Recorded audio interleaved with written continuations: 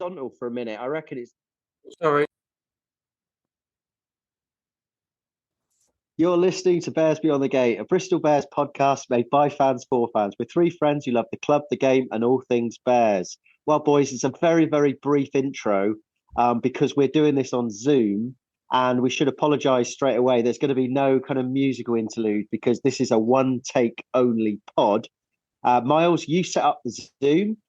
Lee has taken about 10 minutes to get his video working, but he's finally there. And then we decided it would have been a nice thing if he turned it off again. And the reason we're on Zoom is because, as a lot of people probably do realise by now, and are probably hating me for it, I'm currently in Thailand on a family holiday, and as you boys saw before we recorded, I showed you the beautiful sunset over the beautiful island of Koh Tao in the Gulf of Thailand, where I am at the moment. So we set this pod up. We appreciate that we haven't done one for a few weeks because of this. So we've got all our logistics together. It's currently about 6 o'clock in the evening in Thailand, and it's about 11 a.m. I believe in the UK. Right. So anyway, boys, I know it's like having a raffle winner. No one loves a raffle winner, do they? When someone wins the raffle, it's like but I have to tell the listeners why we're doing it on Zoom. So there we are. So anyway, boys, there's no point you asking me how I am. Obviously, nobody wants to hear about it. But how are you two? How was your Christmases? Miles? Yeah, good, mate. Family were here. They've all disappeared this morning and left me on my own to some final peace and quiet. And I'm just sat in the loft on the laptop with a cup of coffee. Bit chillier in the UK, mate. It's about 4 degrees, so I wouldn't worry too much about us. But we had our beer coats on last night at the rugby and enjoyed that, and had a few beers at the Bristol Beer Factory. Our pod home afterwards, and the lovely Lewis was a great host as ever. How about you, Lee? How's your Christmas? I've had my beer coat on since the 24th, and I have literally no idea what the day or date is today. Full stop. Wow, I'll tell you something though, Miles. You imagine, like, we've had 20 minutes of the tour of where Pete is. You imagine if we won the lottery. The pod would be unbearable, wouldn't it? I know, mate. Absolutely. I know no one could see this, but I am sweating at the moment just talking to you. You're right. It's about 30 degrees. We haven't given Pete a tour of our living rooms or lounges, have we? This is the life. This is the dedicated life we lead as Bristolians who just sit at home in Bristol and have our Christmas, in the normal fashion. We should also say that the pod was interrupted by a takeaway that's an hour late arriving at Pete's place. So what next, Pete? What next? Should we talk about some rugby? Yeah, let's go through it. I think so. I mean, obviously, we've missed. We've got 3 games that we've missed. There was I flew out just before the Po game, seems years ago.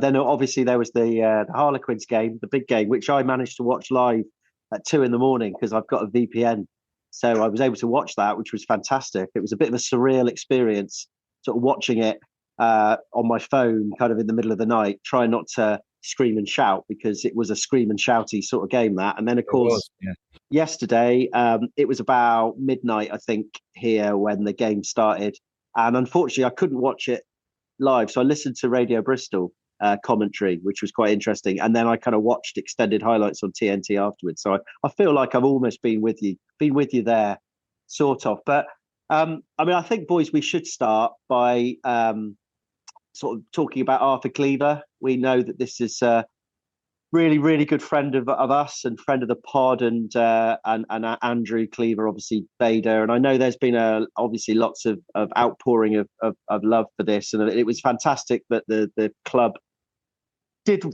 got involved and did the minutes applause on 18 minutes. And I mean, I was listening to it live on the radio, and it was fantastic. It was really, really loud, and you boys were there in the stadium, and I don't know what are your thoughts on the whole thing, Lee?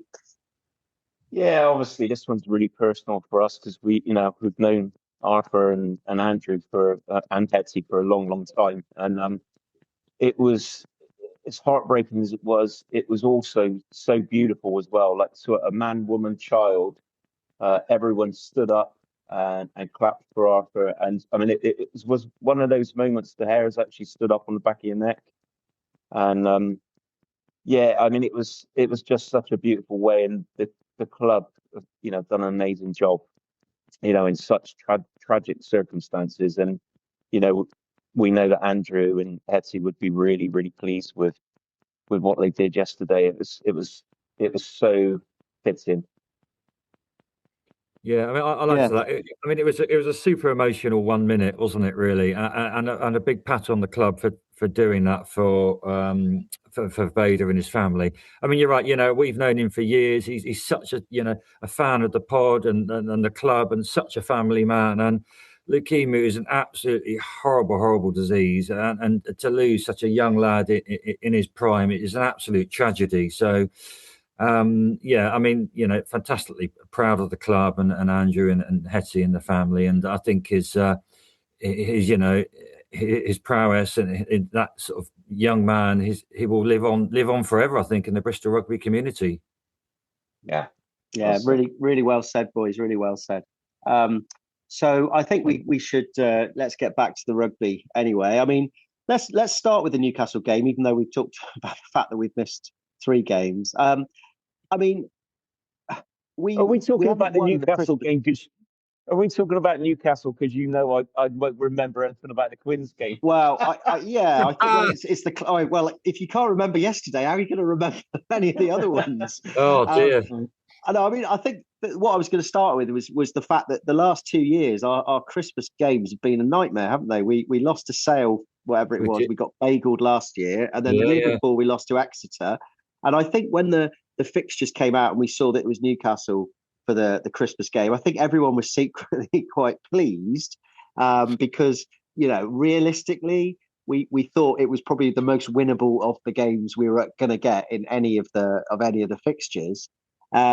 Despite the fact then since the fixtures came out, they again got taken over by Red Bull and then signed loads of players. They haven't had a brilliant start to the season. They haven't won any games. I don't think they've even got any points. But I don't know about you boys. When the selection came out, there was a little bit of a niggle in my back of my head that this could be a Christmas banana skin, if that's such a thing. And Lee, you're nodding. Do you want to take that one on? Yeah, I totally agree with you, mate. In fact, I penned the post article for tomorrow morning, and I said exactly that. When the team sheets came out and we'd rested Bernard, and then we'd rested Marmion, who else we'd rested? 4 players. Pedro. Yeah, Pedro. Yeah, and I just thought, do you know what? That many players being rested at one time was really, really tricky. And I think that I'm not saying we underestimated them per se, but I do think that was a lot of change, probably too many changes. And it did show in the flow of the game, i.e. we had no flow and up to 60 minutes basically until Genji came on. But yeah, I absolutely was worried. I mean, one caveat to that, I guess, is that I guess we loaded the bench. So there was always we knew that we had a strong bench. We had Genji, we had Ogre, we had Pedro was on the bench as well.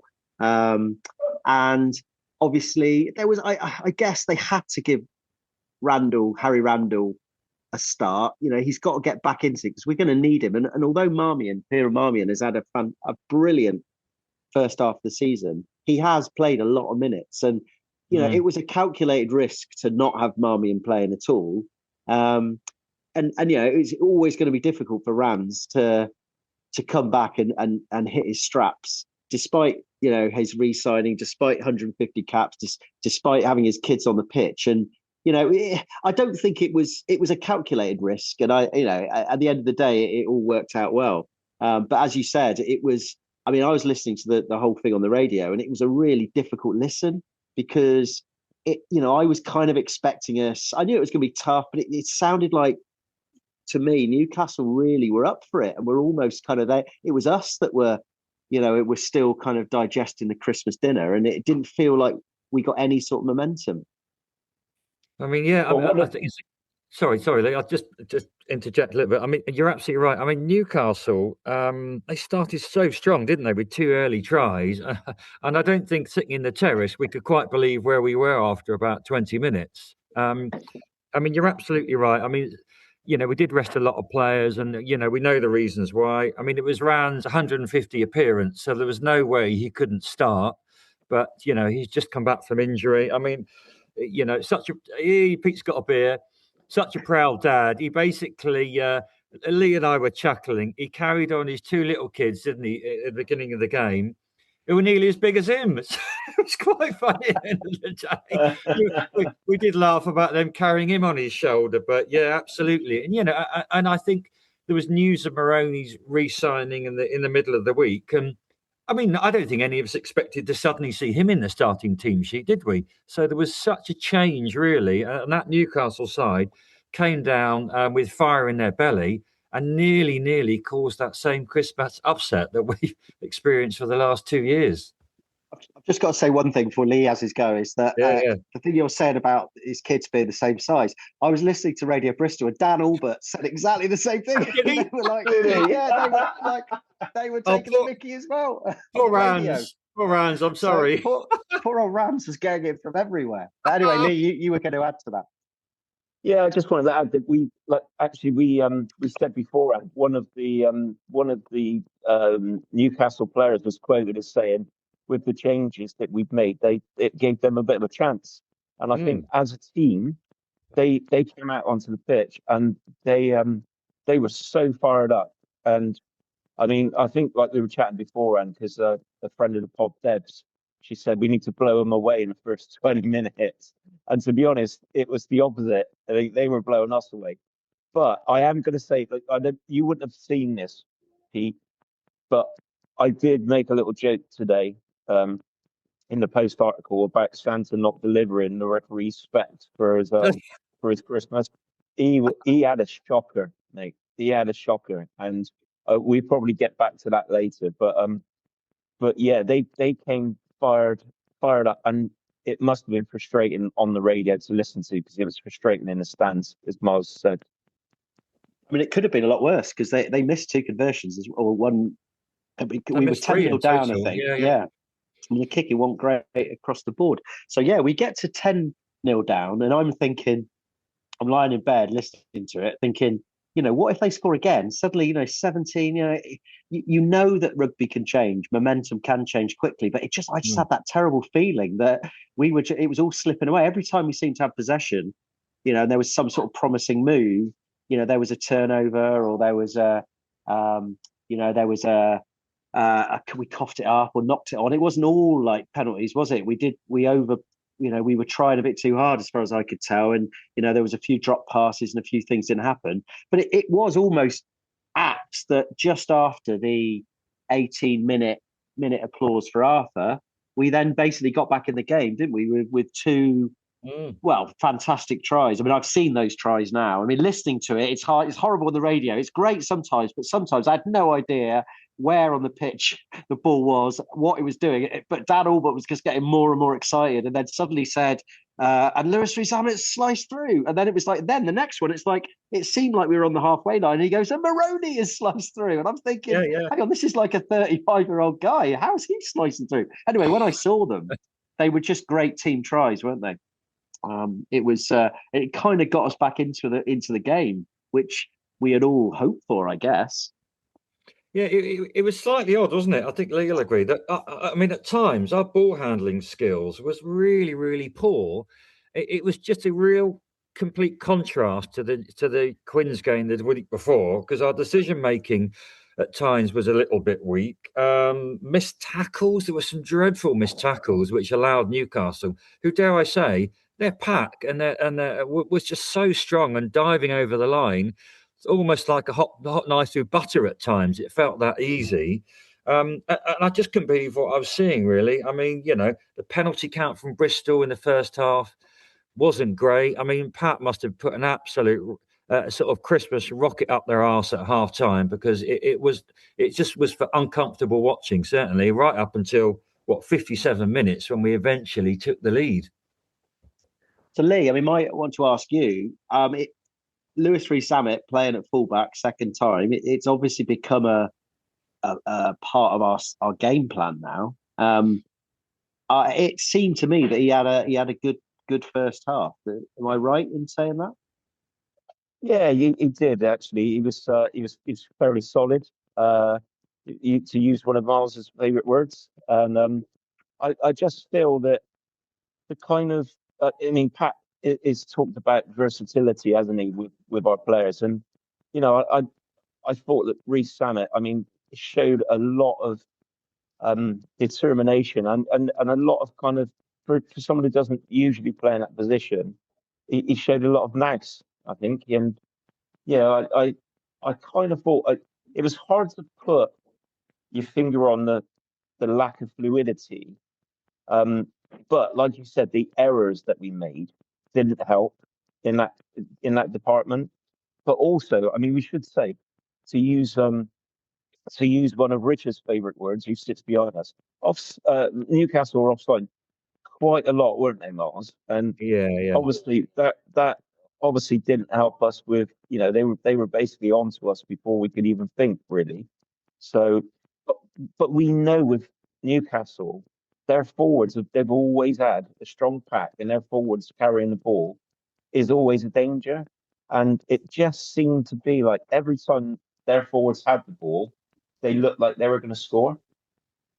Yeah, I mean that Ollie Leatherbarrow, he was on fire, wasn't he? I mean, and what a great name as well. You just want to get that name in, didn't you?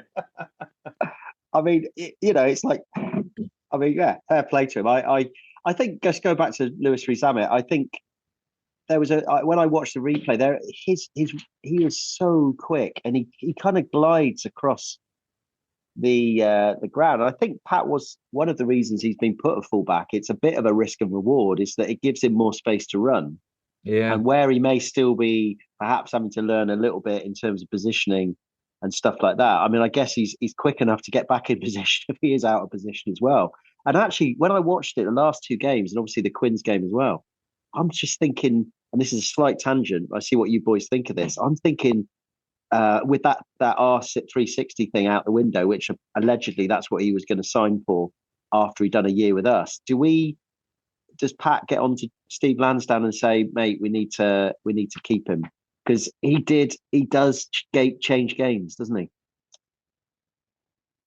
What do you think, Miles? Yeah. Should we sign him beyond the year?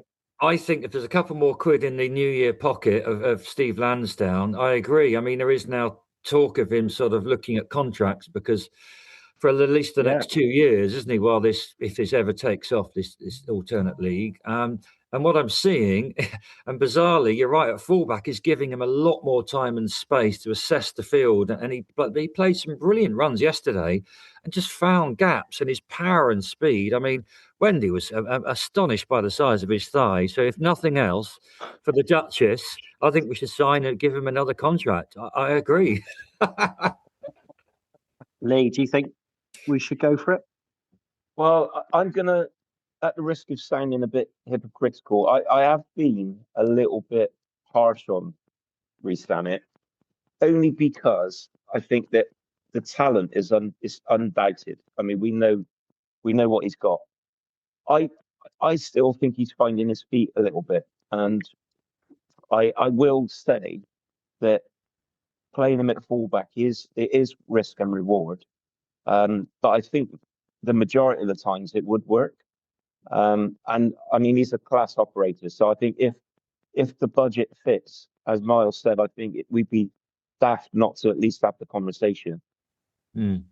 No, I think, well, time will tell on that one. I'm sure that will be revealed at some point, because he's going to have to make a decision. And actually, if you think that, where would he go? He'd obviously, he's the sort of guy that wants to go to win things. I'm sure we know Pat's very persuasive. I'm sure he'll be sort of saying to Lewis, mate, if look at us, we have got potential to win stuff, and we've got, we play the way you like.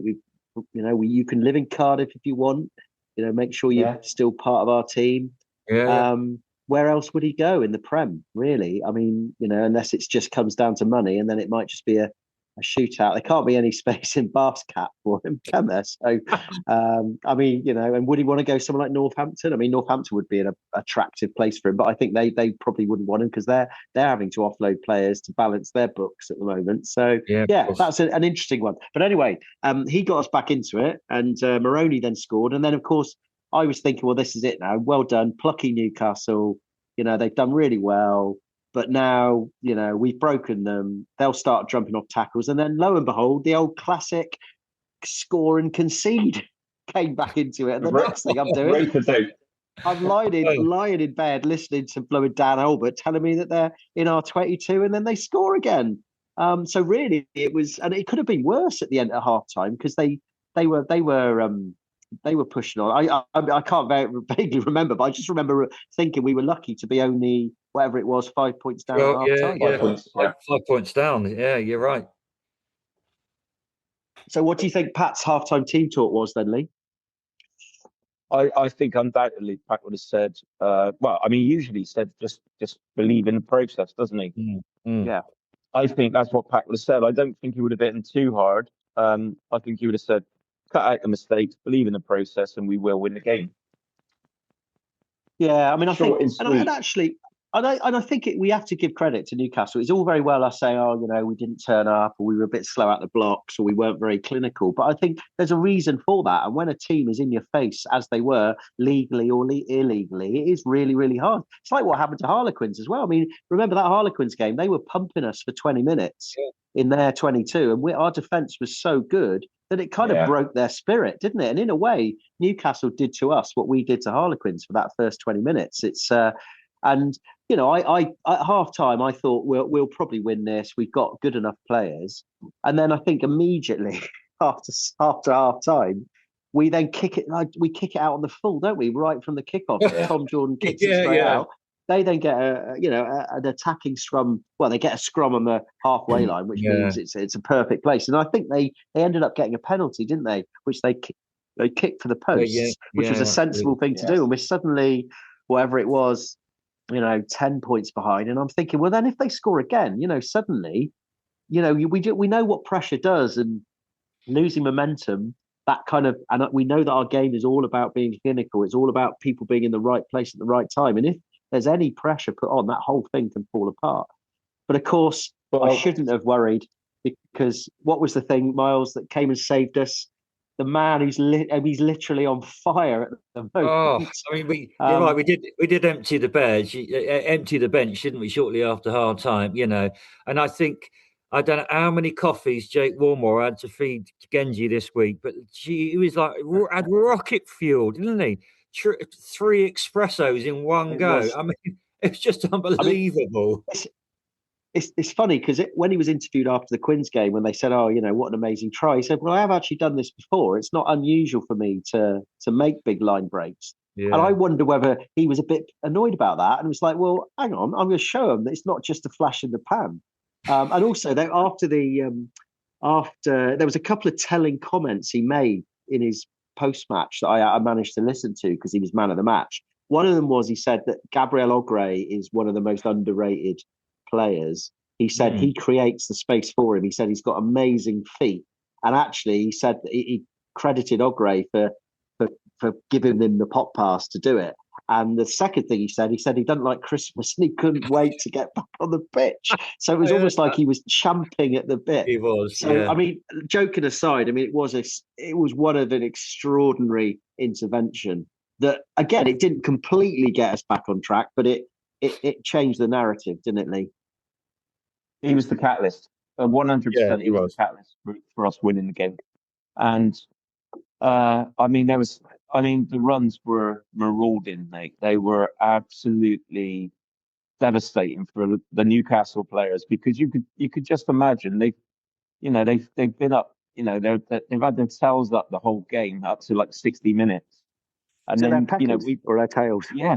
Well, the Peckers, whatever they were wearing. But they must have felt so downhearted to see like players like Genji coming on. We're bringing on a British and Irish lion, and we've got Pedro coming on as well. All great, and they must have been just destroyed at that point. And then one Genji starts making these runs. That was the time. I never thought we'd lose the game, so I don't want to mislead people, but that was the point I thought we're definitely going to win the game there. Mm.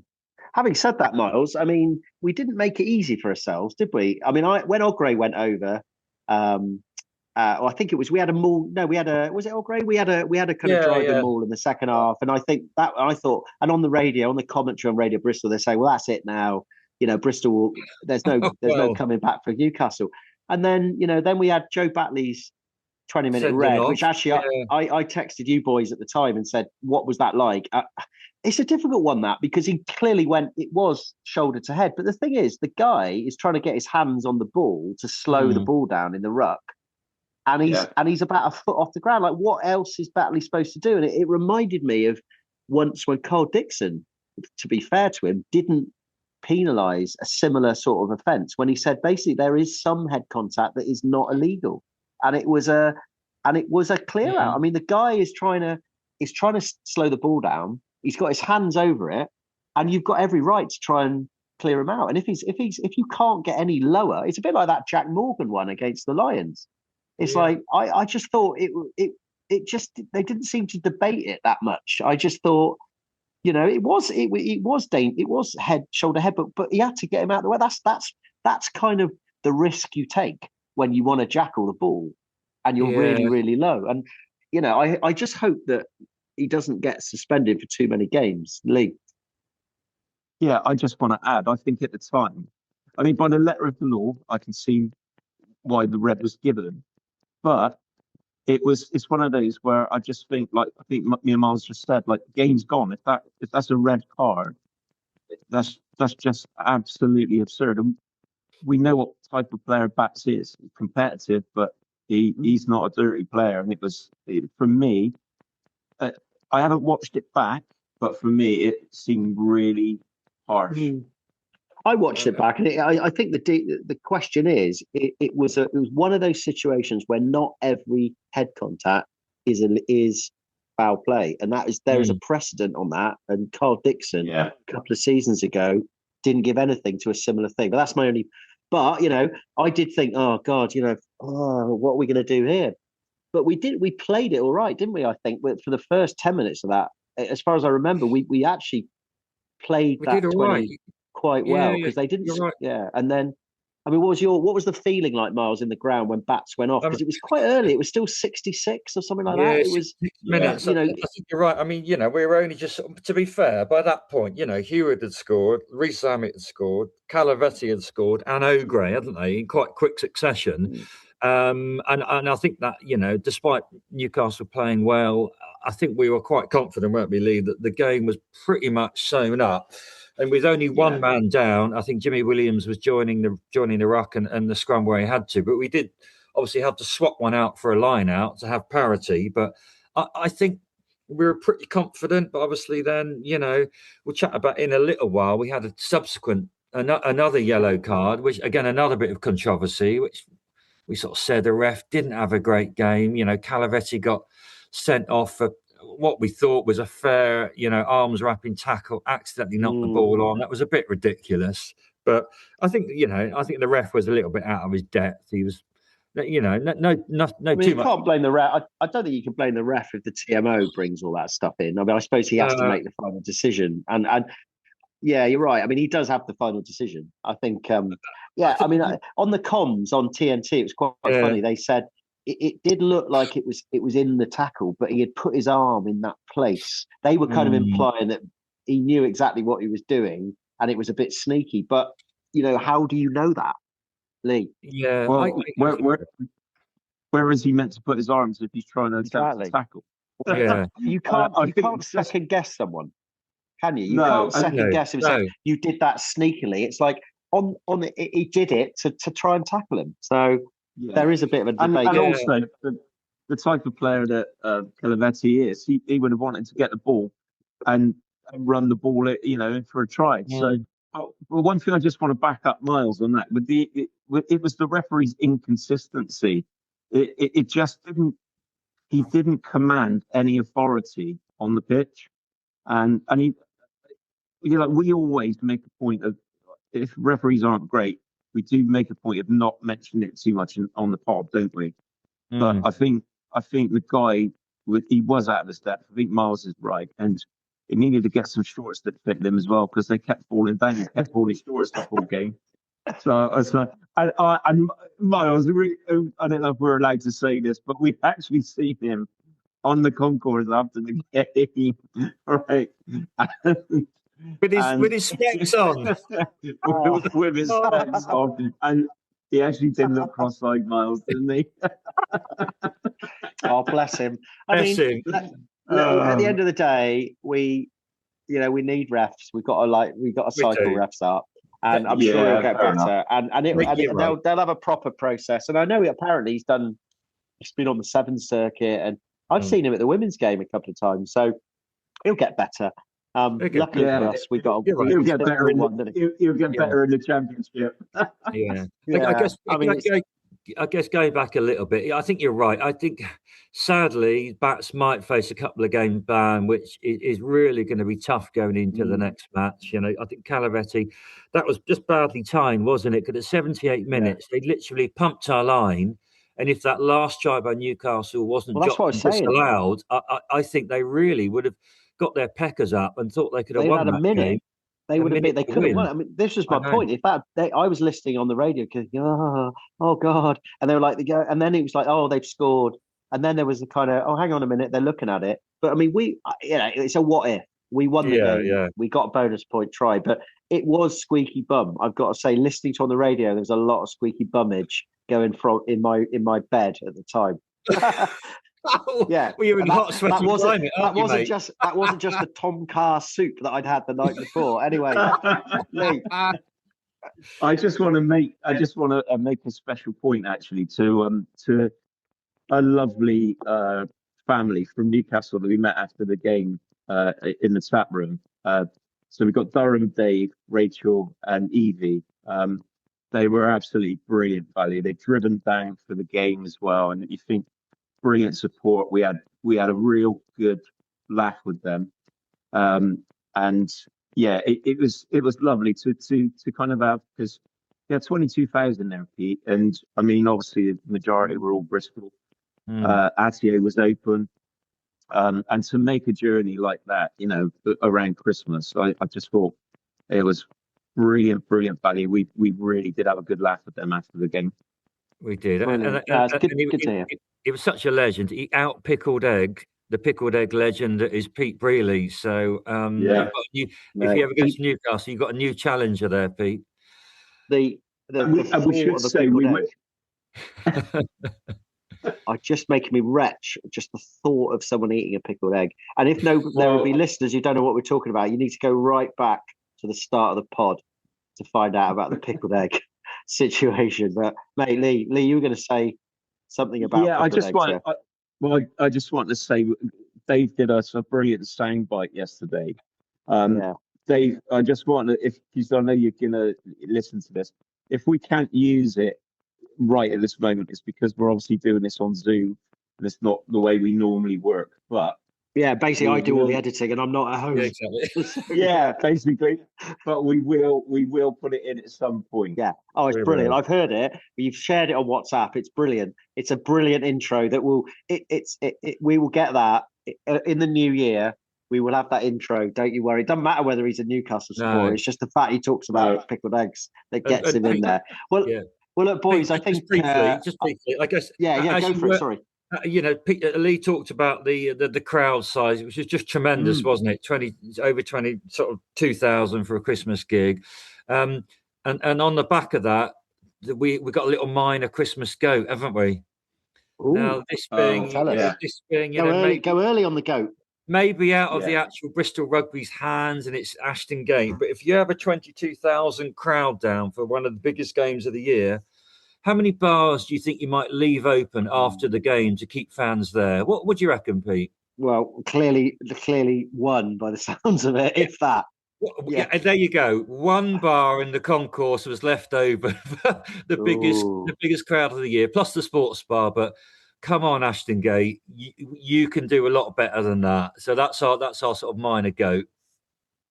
Yeah, agreed as well. We knew there was going to be 20 plus thousand. And I mean, the queues were ridiculous. They're coming out with the sports bar, actually out onto, the Atio way. And it was just a little bit. We need to find a way to make these queues work. I mean, the only thing I would say is a few people have said the problem is the double pinter brigade, and we are part of that. And it's they don't pre-pour double pinters. That's the trouble. Yeah. And I think that's what I've heard, what I've read is that's what slows things down, because they pre-pour a lot of pints. I mean, there's only so much you can do, but it's the double pinters, and then also it's the Guinness. And somebody even put a suggestion and say, let's just get rid of Guinness. It takes too long to pour it out, because let's just get something that pours a bit quicker. But I agree with you. I mean, I don't know. Is there an answer? It's so difficult to know. We've tried stuff. We've tried to have the machines on the opposite side of the Dolman bars, but then the queues are so long they get in the way of the machines. So I don't know what the answer is. Go on there. You've got an answer. Your fingers up. Well, no, not an answer as such. But I mean, I go to Spurs and there's like 60,000 people, and I've been there. The queuing system's just nowhere. It's just nowhere like Ashton Gate is. You wait for a bit, but you're not stuck in it for ages and ages. And what it does ruin is a bit of the atmosphere, because there are still thousands of people waiting to get drinks before the game, before kickoff. And we just need to. I'm not intelligent enough to work out the solution, but we need to find one to make it work. Yeah, I know. I mean, maybe that could be another edgy pod that we could do, is like devote the whole pod to discussing possible ideas about how to get the queues down. I mean, there'd be a lot of listeners would come up with some ideas, wouldn't they? I reckon you would have loved the lack of stadium geography as well. We had a couple of corkers yesterday, didn't we, Miles? I bet. And even when I was watching the extended highlights on TNT, they were panning across, and there was a guy walking up. I don't know whether it was Lansdowne, and you saw him walk up, look, stop, turn around, look baffled, and walk back down the steps again. It was even live on telly. Anyway, boys, I think we've done that game. I mean, it was a great. In some ways, the result mattered, and we got that result we wanted. Again, there's no shortage of effort from the lads. They do put their bodies on the line. They look battered, and we are putting our bodies on the line week in, week out, and we're getting players back from injury. I don't know what happened. It actually hasn't happened yet, has it? Because it's only 11 o'clock in the morning at your place. But if we're lucky, we'll be in fourth, depending on who wins out of Leicester, Exeter. So we're in a great position, and that takes us on nicely to sort of thinking about Sale, because obviously. Yeah, another game that I'm going to miss. Got to let you into a secret, boys. About 3 months ago, when Jules said this, she said, "Oh, got it all planned. We're leaving on this day," and I was like, "Oh, I'm missing 3 home games," and I was told you will never ever mention that again. So it's. But I've got to say, I've quite enjoyed being a distant observer. It's a different sort of experience, and sort of reading up on people's thoughts. It's interesting. It's interesting, but obviously I'm not going to be there Friday. I think I should be able to. I hope they'll be showing that on TNT1. So with my VPN, I should be able to watch that. Did you counteract that argument for your partner, saying no? There was no counteract. Saying there was this will never ever happen again. No, I know. But the problem I got with Sale on Friday is it's a 7:45 kickoff. Add 7 hours onto that. That's like, well, that's middle of the night job. So I'm going to have to set my alarm, but that's fine, because it'd be nice to watch it live. I should be able to watch it live on my VPN. Anyway, boys, so Sale. So what I thought about Sale was that, because obviously we've had 2 Prem games since the European game, and we won't dwell on it because I think the game's gone, but a fantastic game at Twickenham. I mean, poor old Quins, to be honest, they were absolutely put to the sword. I felt for them a little bit, because they actually gave it quite a big effort in the first 20 minutes when I was watching this one live, and I was actually thinking, blooming hell, they are going for it. If they score a couple here, we could be in trouble here. And then our monumental defence, I thought, in the first 20 just opened the opened the game up, and then they basically just got battered by. And we didn't make that many mistakes either, did we? We didn't. It was just. No. I mean, second half was a bit sloppier, but some of the tries were just insane. But what that meant was, we've now, and with this Newcastle game, and I mean, obviously the Genji 50-yard try was. I mean, I've got to say that, and it sounds a bit disingenuous to say.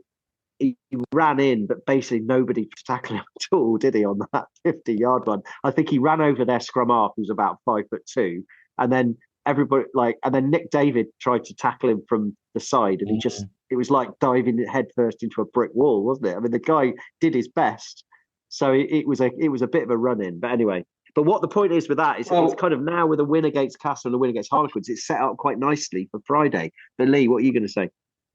I just want to say we should actually say as well that that's the first defeat in 9 years for the big game for Quins. Yeah. So that was quite an achievement, really.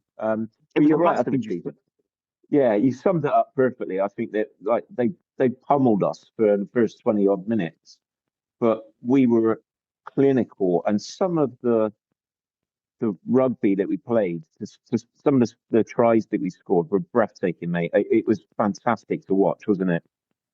Yeah. But as they say, you don't score tries unless you've got a solid platform. No. Or you're given that opportunity to do it. And I think people like Rubiolo, we are getting some serious heft in that scrum. Batley, Rubiolo, Harding's he's like, I don't know. Do you boys watch Stranger Things? Yeah. Cool. Yeah, to me, Fitzharding is like a nice Demogorgon.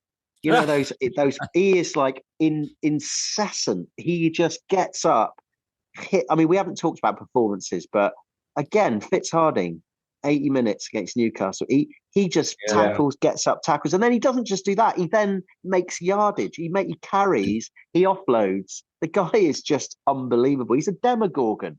Lee. He is, and I want to add to that actually, Noah Heward. Because there were times when Newcastle were attacking, Heward was absolutely flying around all over the place in defence. So I did want to make a mention of him as well, because he was class yesterday. Yeah. And while we're on it, I mean, I thought Thacker played well, didn't he? In the first half, he made those breaks, didn't he? And stuff like absolutely. that. And then to then have Ogre come on, who was also unbelievable. We're in a very good space with hookers at the moment, aren't we? With those two, if they stay fit. I mean, it's like the Randall and Uren thing from the scrum half thing from back in the day. Yeah, I mean, sorry, Lee. The guys coming back from injury are just absolutely gunning for it. You're right. You got your Thacker, your Ogre. Even Rich Lane, made an appearance yesterday. So thankfully he's over his surgery and didn't have a lot of game time, but it's so encouraging. And you're right, a massive pass on the back for Heward. There was a try-saving tackle up at Quins, wasn't there, where he knocked the Argentinian into the line. And again, this week, defensively, I think we're in such a better place, I think, with Heward out on the wing in his attack and defence. It's brilliant at the moment. I think we should also say defensively, let's put that to bed for a while. The whole defence thing, which was kind of a bit of a thing at the beginning of the season. But agreed. I mean, Pat's made a big thing about we haven't conceded many points. I mean, we actually conceding whatever we did to Newcastle was pretty bad. But it's not, our defence is not a talking point at the moment. No, it shouldn't be a talking point. And in fact, our injury list isn't a talking point anymore, is it? What is a talking point is how good some of our younger players are now adapting. Like Joe Owen. Joe Owen is kind of being groomed now, isn't he, for the next big boy? He's doing 80 minutes. He's a line out. I mean, he's making that blindside flanker role his own now. I think he's got a line out role, line out jumper. He's out on the wing. He gets stuck in. He's being groomed to be, in a good way, to be our big blindside flanker at the moment, I think. Yeah, absolutely. I mean, should we move on and talk about our thoughts on Sale? Let's do it. Well, you boys, you go for it. What do you think? Yeah, I mean, obviously we saw the result on Friday night. Quins were yet again put to the sword, weren't they, by 6 tries at home at Sale. And you talk about defence, they had an absolute shocker. Didn't Marcus Smith roll the ball back over the try line, fumbled it, and then there was a score? I mean, they are in a dark place at the moment, but that's that's Quins, etc. I mean, but we did have to remind Dunny of that as well, Pete. Yeah, I mean, I don't know if you watched the game, but is it? It's going to be a whole different kettle of fish with Sale coming down next week, isn't it? And I didn't see that game, all those 6 tries, but that is going to be a tough shift. We don't want to be reminded of that horrendous Christmas game last week, but last year, sorry, but we've got to step up, haven't we, on our defence versus Newcastle if Sale are going to roll into town. And I think Sanderson is probably licking his lips, isn't he, based on yesterday? I mean, I think in Pat's defence on the selection, I think he took a calculated risk at Newcastle. He knew they played well. But we did win it, so that risk worked. Yeah, you're right. But I wouldn't be surprised if Marmion starts against Sale because he's had Marmion and then Harry off the bench. I just think he needed to give Marmion a rest somewhere along the line. He had to give him a rest. Jancy van Renberg, Bernard coming back in will make a big. I'm sure he'll come back in. And I don't know. I just think Rubiolo will start. I think we're going to be fully loaded. The only downside of the Sale game, I don't know whether Genji starts or is on the bench. We'll see. But it's the big bats is the problem. Actually, missing bats is become a massive issue. And I'm not quite sure what we're going to do, Lee. What do you think is going to happen now? Well, I mean, there is potential for Joe Owen to step in, isn't there? A second row. Yeah. He has played there before, And then Santi will come in. Santi will come in. It'll be fit, Santi and Mata. I mean, that's a back row for the ages, isn't it? Yeah, absolutely. That's the sort of back row you want to unwrap on Christmas morning. But I think we do need to. I think Sale. They seem to have hit their straps now, don't they? And I feel that we need to this. If any game we need to be pragmatic in, is going to be this one. I think that probably those 4 players that were rested probably will all come back in.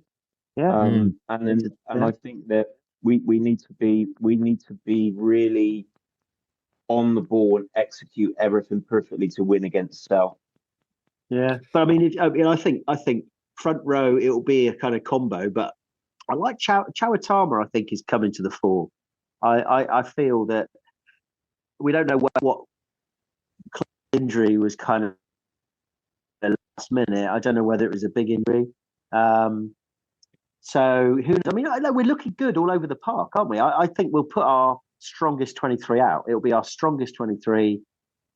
I can't even think of somebody who's not going to be in it, apart from Batley. So I think we've got every chance, but we know it's like a Sale. We've got every chance. I think we've realised. I'm looking forward to getting up at 2 a.m. to watch it. Absolutely, and even it was encouraging that Jimmy Halliwell came in a little 10 minutes on the pitch, so that's encouraging. He's back from injury as well. I mean, obviously, I think we now realise that it would appear that Walmore took a hit to the face or something to that effect in Quins, didn't he? And he might be out for some time. So it's good that the Heath was on the pitch and fit again, but we're going to need these. They need these stalwarts to sort of back us boys, up. I was just looking at the timings.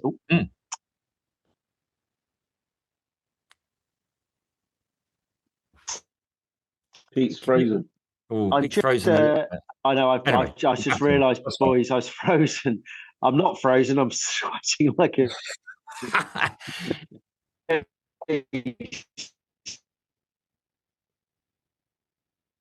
He's eating his Thai, isn't he? He's eating his Thai meal.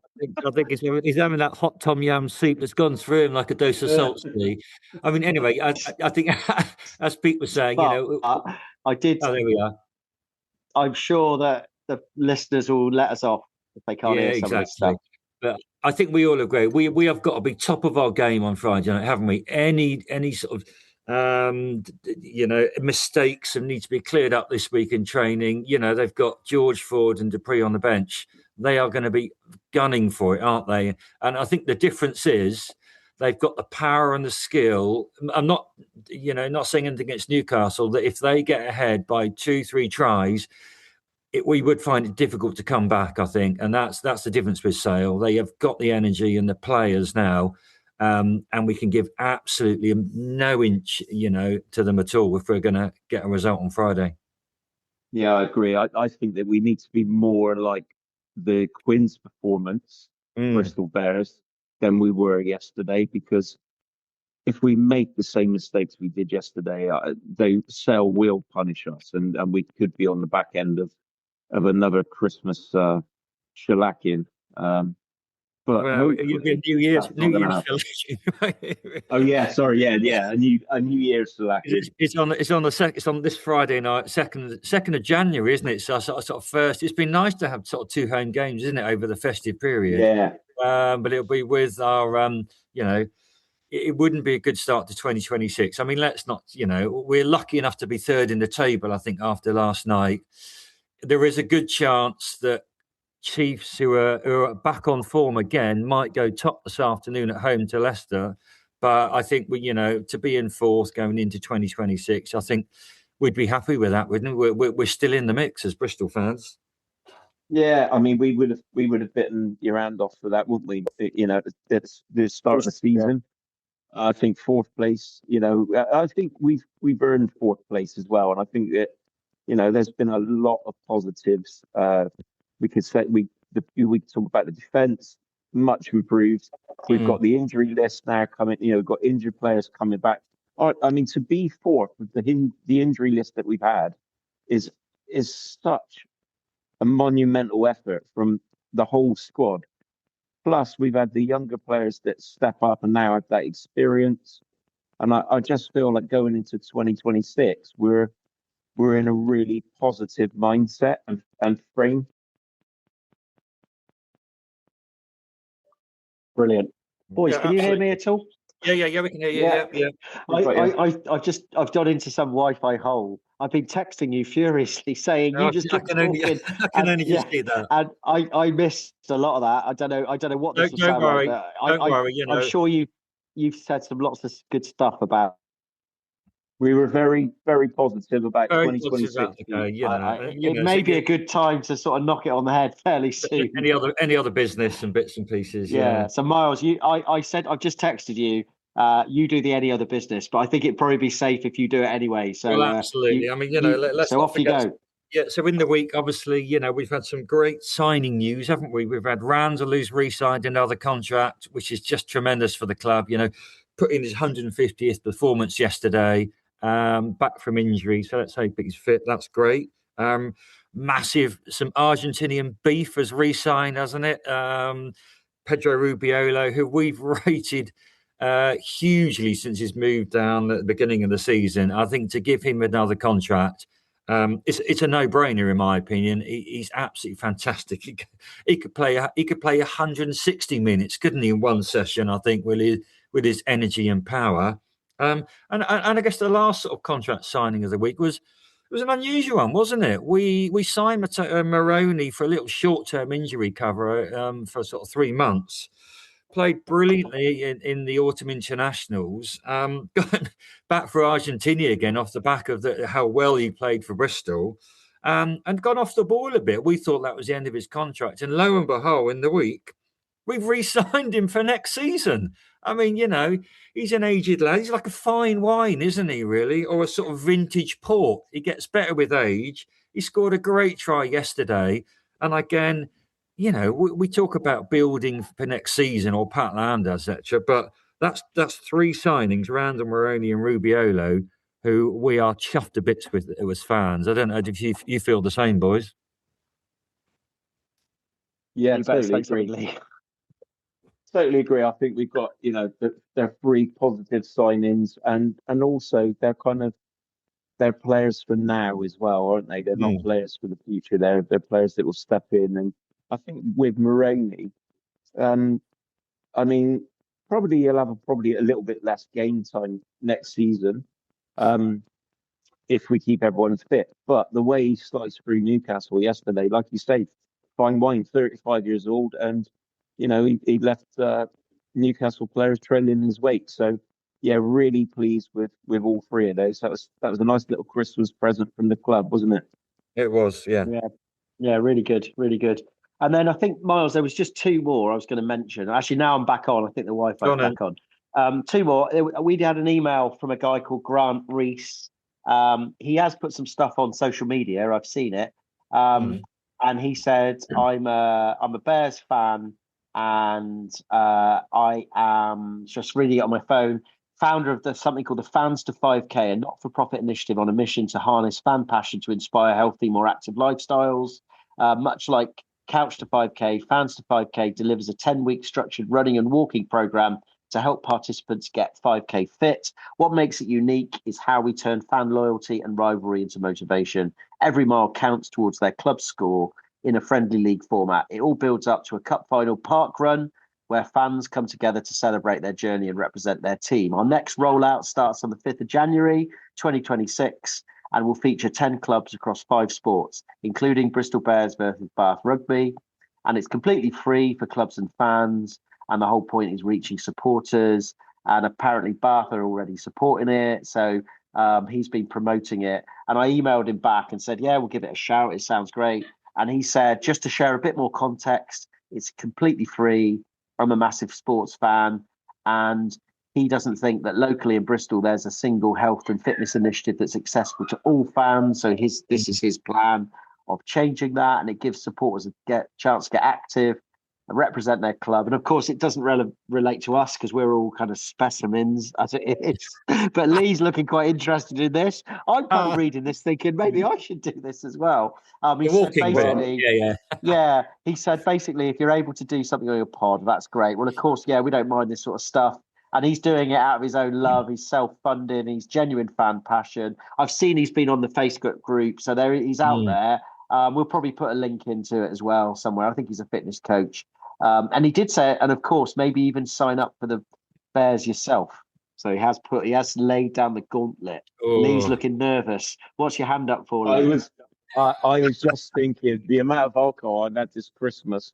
If I do it, Pete, I'll be sweating more than you are currently when you sat down in your seat with your bamboo roof above your head.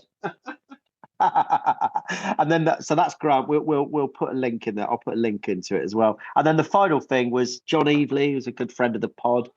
We obviously work side by side. He's set up a kind of Bears WhatsApp group. It's a WhatsApp community group, and he put it on the forum. And the idea is you sign up for it, and then you get latest updates straight to your phone that he gives you. And he does go to the press conference. He's pretty, he's very good. He gives us all the latest injury, and it's just one of those things that if you saves you going on their website and reading it or whatever.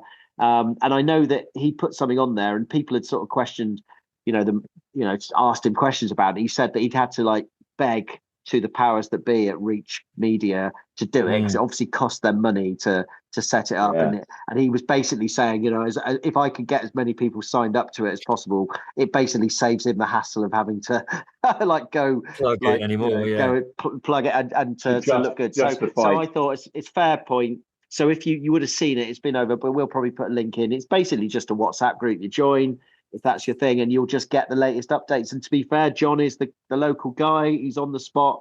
He gives everything. He's the one that knows and goes to the press conferences and tells us it all. So I think it's only fair that we should plug it for him because he's a good boy. And that's it, boys, absolutely. I think. Anything else? It's a wrap. It's a wrap because we've almost done an hour. On your plate, Pete. Yeah, it is. I've got to go. I'm a takeaway. It came an hour ago, haven't it? And the girls are getting stroppy because they've got to come back in the living room. So I really better go. It's been great to see you, lads.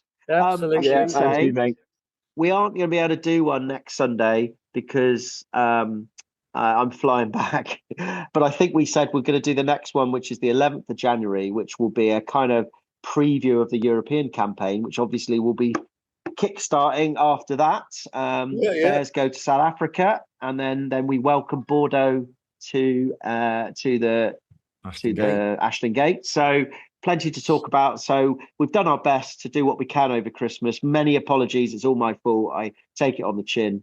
I've got a lot of learnings, but I'm not really because, I'm in Thailand and it's 30 degrees. Anyway, boys, missing you. Look forward to seeing you in about a week's time.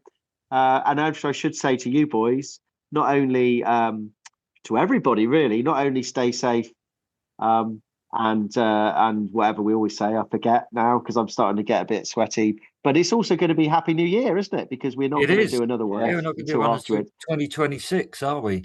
So we should say it together, Happy New Year to everybody out there, thanks for being patient with us. And 1, 2, 3, up the Bears.